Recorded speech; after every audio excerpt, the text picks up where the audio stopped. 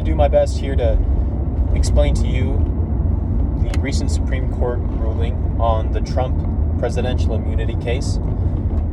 This was a 6-3 decision with all of the Republican appointees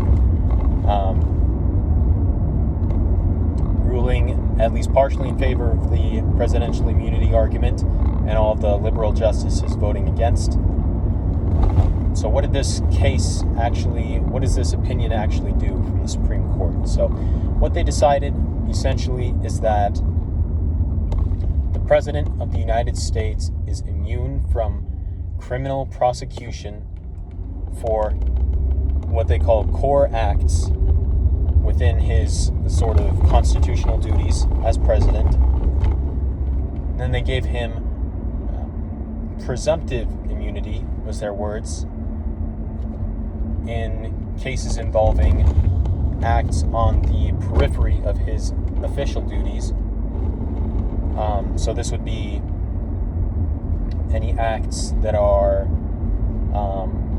sort of a gray area of whether it's core presidential duty or whether it is not an official duty, kind of in between those two. So that under those circumstances, the president would have presumptive immunity. And finally, they ruled that the president has no immunity whatsoever regarding acts that are not part of his official duties as president. So breaking this down, his core duties as president would be things like acting as the chief executive and as the commander-in-chief. So for those duties, under this ruling, you cannot criminally prosecute the president.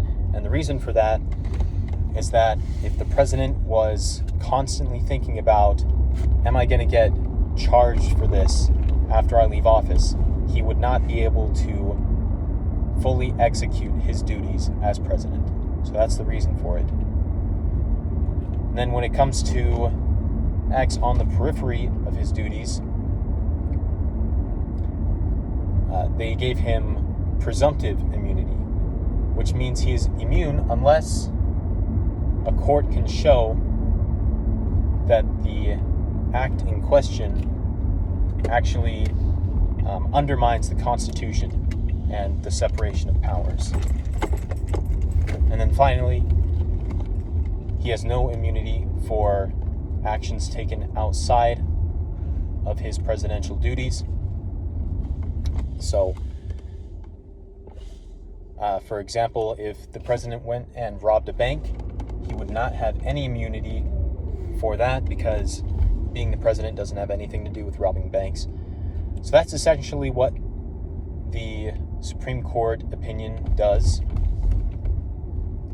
It does not mean that the president can assassinate his political opponents at will, because that would in fact undermine the constitutional order.